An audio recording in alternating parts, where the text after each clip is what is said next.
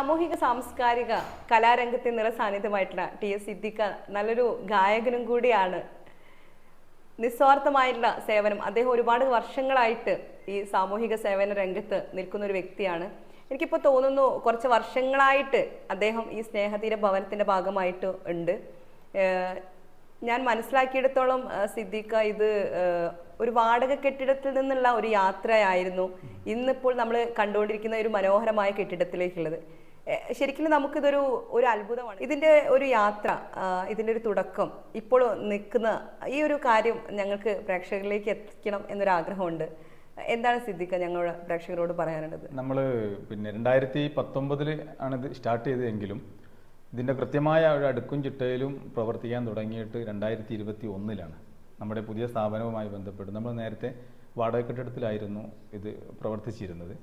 അങ്ങനെ അവിടെ പ്രവർത്തിച്ചിരിക്കുന്ന സമയത്ത് ഈ കൊറോണയുടെ ബുദ്ധിമുട്ട് വന്ന സമയത്ത് നമുക്കിത് മുന്നോട്ട് കൊണ്ടുപോകാൻ പ്രയാസമായി നിൽക്കുന്ന ഒരു കാലഘട്ടം, അങ്ങനത്തെ ഒരു അവസ്ഥ ആയിരുന്നു. അപ്പോൾ ആ സമയത്താണ് കോയാൻ കമ്പനി, ഹൈദരാബാദ് ബേസ് ചെയ്തിട്ടുള്ള കോയാൻ കമ്പനിയുടെ ഭാരവാഹികൾ നമ്മുടെ സ്ഥാപനം സന്ദർശിക്കുകയും നമ്മുടെ ഈ ആവശ്യങ്ങളെക്കുറിച്ചൊക്കെ അവർ മനസ്സിലാക്കി അവർ നമുക്കൊരു ബിൽഡിംഗ് പണിത് തരാമെന്ന് തീരുമാനിച്ചു. അതിൻ്റെ അടിസ്ഥാനത്തിൽ എത്രയും പെട്ടെന്ന് അവർ നമുക്ക് ഈ ബിൽഡിംഗ് ഇവിടെ പണിത് തരികയായിരുന്നു. വസ്തു വാങ്ങിച്ചിരിക്കുന്ന നമ്മുടെ പല ആളുകളെയും സമീപിച്ച് പല ആളുകളുടെയും കോൺട്രിബ്യൂഷൻ സ്വീകരിച്ചിട്ടാണ് വസ്തു വാങ്ങിച്ചതെങ്കിലും ബിൽഡിങ്ങിൻ്റെ പൂർണ്ണ ചെലവും അവരായിരുന്നു നമുക്ക് വഹിച്ചത്. അപ്പോൾ അവിടുന്ന് ഇങ്ങോട്ട് നമ്മൾ കൃത്യമായ അജണ്ടയോടുകൂടെ കൃത്യമായ അടുക്കും ചിട്ടയോടുകൂടെ പ്രവർത്തിച്ച് വരികയാണ്. പ്രത്യേകിച്ച് അവരെ സംബന്ധിച്ചിടത്തോളം ഈ സ്ഥാപനം നല്ല നിലക്ക് നടക്കുക എന്നുള്ളത് മാത്രമാണ്.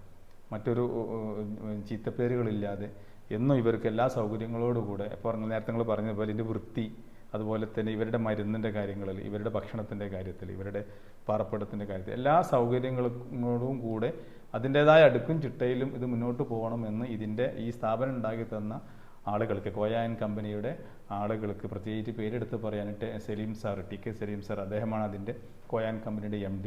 അദ്ദേഹത്തിൻ്റെയൊക്കെ നിർബന്ധം അതാണ്, എപ്പോഴും വൃത്തിയിലും വെടുപ്പിലും ഇത് മുന്നോട്ട് പോകണമെന്നുള്ളതാണ്. അപ്പോൾ അത് ആ അർത്ഥത്തിൽ തന്നെ ഞങ്ങൾ അതിനെ കൊണ്ടുപോകുക എന്നുള്ളതാണ്.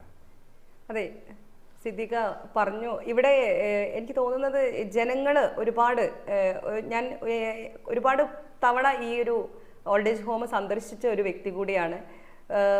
പല ആളുകളും ഇവിടേക്ക് ദാനധർമ്മങ്ങൾ ചെയ്യാറുണ്ട്, ഇവിടെ സന്ദർശിക്കാറുണ്ട്. ഇപ്പോൾ സ്കൂളാണെങ്കിലും കുട്ടികളാണെങ്കിലും കോളേജ് സ്റ്റുഡൻസ് ആണെങ്കിലും ഒക്കെ ഇവിടെ സന്ദർശിക്കാറുണ്ട്.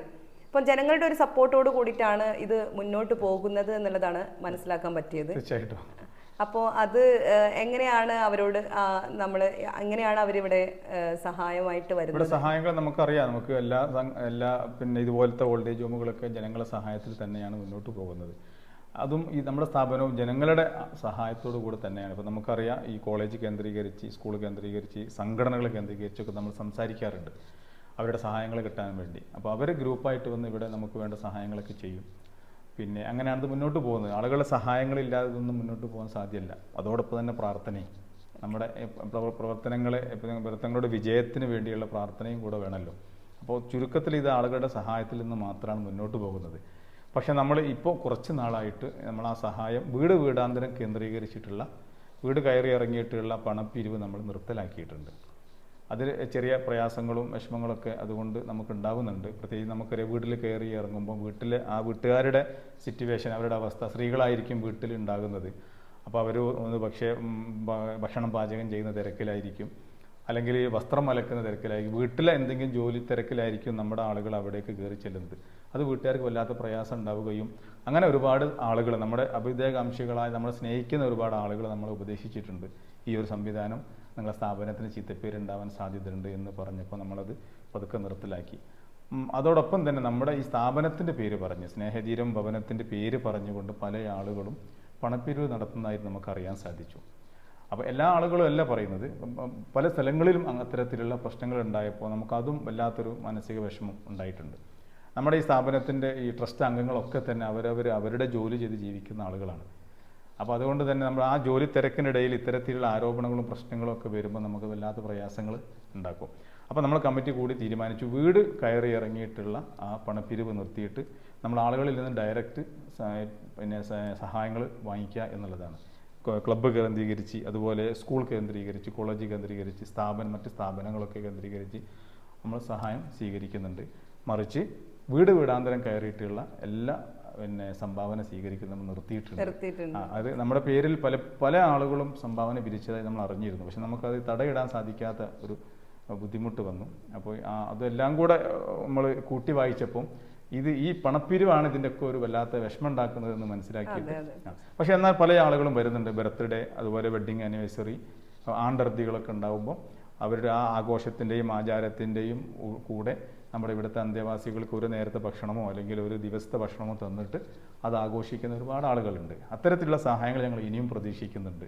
അതാണ് ഇതിനോടൊപ്പം പറയാനുള്ളത്. അതെ, അദ്ദേഹം പറയുന്ന ഒരു കാര്യം നമ്മൾ ശ്രദ്ധിക്കേണ്ടതാണ്. കാരണം ഈ ഒരു സ്നേഹദിന ഓൾഡ് ഏജ് ഹോമിന്റെ പേരിലും പല രീതിയിലും തട്ടിപ്പുകൾ നമ്മൾ കേൾക്കാറുണ്ട്.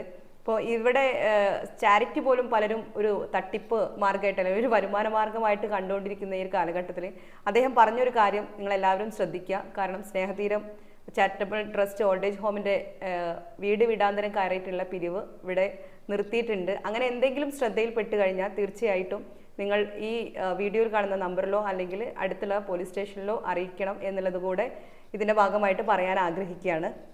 സിദ്ദീഖ, നമുക്ക് അറിയേണ്ട ഒരു കാര്യം എന്ന് വെച്ചാൽ എങ്ങനെയാണ് ഇവിടെ ഇപ്പം പുരുഷന്മാർ മാത്രമാണെന്നുള്ളതാണ് മനസ്സിലാക്കാൻ പറ്റിയത്. അപ്പം എങ്ങനെയാണ് ഇവിടെ അവരെ എത്തിപ്പെടുന്നത് എന്നുള്ളതിനെ കുറിച്ചൊന്ന് പറയാൻ പറ്റുമോ? ഇവിടെ നമ്മൾ പിന്നെ നമുക്കറിയാം, ഇത് ഡെസ്റ്റിറ്റ്യൂട്ട് സെൻറ്റർ മാത്രമാണ്. ഒരു ഓൾഡ് ഏജ് ഹോം ആണെങ്കിൽ തന്നെ ഡെസ്റ്റിറ്റ്യൂട്ട് സെൻറ്റർ, അതായത് ആരോരും ഇല്ലാതെ തെരുവിൽ ഒറ്റപ്പെട്ടു പോയ ഒരുപാട് ആളുകളുണ്ട്. അവരുടെ കാരണങ്ങൾ കൊണ്ടും അവരുടേതല്ലാത്ത കാരണങ്ങൾ കൊണ്ടും തെരുവിലായി പോയ ഒരുപാട് ആളുകളുണ്ട്. അതിൽ ഇവിടെ പഴയ ജീവിതത്തിലേക്ക്, അവരുടെ പ്രതാപത്തിലേക്ക് തിരിച്ചു വരണമെന്ന് ആഗ്രഹിക്കുന്ന ഒരുപാട് ആളുകളുണ്ട്. അവരെ നമ്മൾ കൂട്ടിക്കൊണ്ടുവരും. അത് നമ്മൾ കൂട്ടിക്കൊണ്ടുവരിക എന്നതിനപ്പുറം നമ്മുടെ അതാത് പ്രദേശത്തെ പോലീസ് സ്റ്റേഷനുമായി ബന്ധപ്പെട്ട് അവരുടെ നിർദ്ദേശപ്രകാരം നമ്മൾ പ്രാഥമിക ചികിത്സ കൊടുത്ത്, അത് പ്രാഥമിക ചെക്കപ്പ് നടത്തിയതിന് ശേഷം ഇവിടെ കൂട്ടിക്കൊണ്ടുവരും. എന്നിട്ട് നമ്മൾ ഇവരുടെ താടിമുടിയൊക്കെ വെട്ടി വൃത്തിയാക്കി ഇവിടെ സംരക്ഷിക്കുക എന്നുള്ളതാണ്. അതോടൊപ്പം നമ്മൾ ഇവരുടെ കുടുംബത്തെ കണ്ടെത്തി അല്ലെങ്കിൽ മക്കളെ കണ്ടെത്തി അവരുമായി സംവദിച്ച് ചെറിയ ചെറിയ പ്രശ്നങ്ങളായിരിക്കും, അതൊക്കെ പരിഹരിക്കാൻ പറ്റുന്നതൊക്കെ പരിഹരിച്ച് തിരിച്ച് വീട്ടിലേക്ക് തന്നെ എത്തിക്കുക എന്നുള്ളതാണ് നമ്മുടെ ഇതിൻ്റെ പ്രധാന ലക്ഷ്യം. അതുകൊണ്ട് നമുക്കൊരു ക്യാപ്ഷൻ ഉണ്ട്, തെരുവിൽ നിന്ന് സ്നേഹതീരം വഴി സ്വഭവനത്തിലേക്ക്. ഇതാണ് നമ്മുടെ മനോഹരമായൊരു ക്യാപ്ഷൻ. അതൊരു 100% ഒന്നും വിജയിക്കുന്നില്ലെങ്കിലും നമ്മൾ ഈ 2019 മുതൽ ഈ ഒരു കാലയളവിൽ നമുക്കൊരു 56 പേരെ വീട്ടിലെത്തിക്കാൻ സാധിച്ചിട്ടുണ്ട്. പല കാരണങ്ങൾ കൊണ്ടും ഒറ്റപ്പെട്ടു പോയ ആളുകളാണ്. അപ്പോൾ ഒരു മീഡിയേറ്റർ ഒന്ന് സംസാരിക്കാത്തത് കൊണ്ട് ഒറ്റപ്പെട്ടു പോയ ഒരുപാട് ആളുകളുണ്ട്. അപ്പോൾ ഒരുപാട് കാരണങ്ങളുണ്ട്, ഇത് നമുക്ക് ഒരുപാട് വിശദീകരിക്കേണ്ടതാണ്. ഇതാണ് നമ്മൾ ചെയ്തുകൊണ്ടിരിക്കുന്നത്. അതോടൊപ്പം നമ്മൾ പിന്നെ അടുത്ത ഒരു പദ്ധതി എന്ന് പറയുന്നത്, നമ്മൾ ഇപ്പം ഇവിടെ പുരുഷന്മാർ മാത്രമാണ് ഞാൻ പറഞ്ഞല്ലോ. ഇനി തെരുവിലുള്ള ഒരുപാട് അമ്മമാരുണ്ട്. ഇങ്ങനെ ഇതുപോലെയുള്ള മക്കളും കുടുംബങ്ങളും ഒക്കെ ഉള്ള ഒരുപാട് അമ്മമാർ ഭിക്ഷയാചിക്കുന്നവരും തെരുവിൽ കിടന്നുറങ്ങുന്നവരുണ്ട്. അവരെ കൂടെ നമ്മൾ കൂട്ടിക്കൊണ്ടുവന്ന് റിക്കവർ ചെയ്യാനുള്ള അവരുടെ ജീവിതത്തിലേക്ക് തിരിച്ചു കൊണ്ടുവരാനുള്ള ഒരു പദ്ധതി കൂടെ നമ്മൾ ആവിഷ്കരിക്കുന്നുണ്ട്. അത് തൊട്ടപ്പുറത്തുള്ള നമ്മുടെ ഒരു 54 സെൻറ്റ് സ്ഥലം, അത് കോയാൻ കമ്പനിയാണ് നമുക്ക് വാങ്ങിത്തന്നത്. അവിടെ ബിൽഡിംഗ് ഉണ്ടാക്കി തരുന്നത് മലബാർ ഗോൾഡിലെ MP അഹമ്മദ് അറിയാമല്ലോ, മലബാർ ഗോൾഡ്, ആ കമ്പനിയാണ് നമുക്ക് ആ സ്ഥാപനം ഉണ്ടാക്കി തരുന്നത്. അവരുടെ ഒരു ഗ്രാൻഡ്മ എന്ന ഒരു പദ്ധതിയുണ്ട്. ഗ്രാൻഡ്മ പദ്ധതി കേരളത്തിൽ ആ സ്ഥാപനം അവർ ഇവിടെ നമ്മൾ സ്നേഹതീരത്തോട് ചേർത്താണ് ഉണ്ടാക്കി തരുന്നത്. വളരെയധികം സന്തോഷമുണ്ട്. കാരണം നമ്മളിവിടെ വരുന്ന സമയത്ത് നമുക്ക് പലപ്പോഴും തോന്നാറുണ്ട് പുരുഷന്മാർ മാത്രമാണല്ലോ, പ്രത്യേകിച്ച് നമ്മളൊക്കെ സ്ത്രീകളായതുകൊണ്ട് എന്തുകൊണ്ടാണ് സ്ത്രീകൾക്ക് വേണ്ടിയിട്ടും കൂടെ ഒരു കാര്യം ചെയ്യാത്തത് എന്നുള്ളത്. അപ്പോൾ തീർച്ചയായിട്ടും ഈ ഒരു കാര്യം കേൾക്കുന്ന സമയത്ത് സന്തോഷമുണ്ട്. കാരണം തെരുവിൽ എന്ന് പറഞ്ഞിട്ടുണ്ടെങ്കിൽ അച്ഛന്മാർ മാത്രമല്ല, അമ്മമാരും സ്ത്രീകളും കുട്ടികളും ഒക്കെ തെരുവിൽ ആകുന്നൊരു അവസ്ഥയുണ്ട്. അപ്പോൾ ഇങ്ങനെ ഒരു പദ്ധതിയും കൂടെ ഉള്ളത് വരാൻ പോകുന്നത് ഒരു സന്തോഷ വാർത്ത തന്നെയാണ്.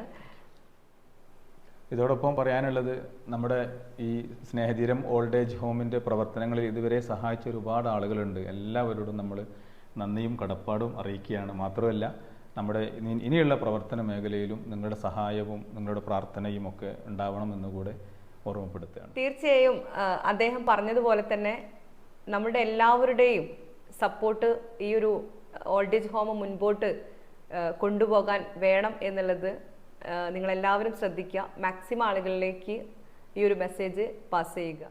സാമൂഹിക സാംസ്കാരിക കലാരംഗത്തെ ഇത്തരത്തിലുള്ള ഒരുപാട് സമൂഹം അറിഞ്ഞിരിക്കേണ്ടതായിട്ടുള്ള ഒരുപാട് അറിവുകളുമായിട്ട് വീണ്ടും റെസിൻസ് ജേണി എന്നുള്ള എൻ്റെ ചാനൽ മുൻപോട്ടുണ്ടാകും. നിങ്ങളുടെ എല്ലാവരുടെയും സപ്പോർട്ടും സഹകരണവും ആവശ്യമുണ്ട്. തീർച്ചയായിട്ടും ഈ ഒരു ചാനൽ സബ്സ്ക്രൈബ് ചെയ്യുക, സപ്പോർട്ട് ചെയ്യുക.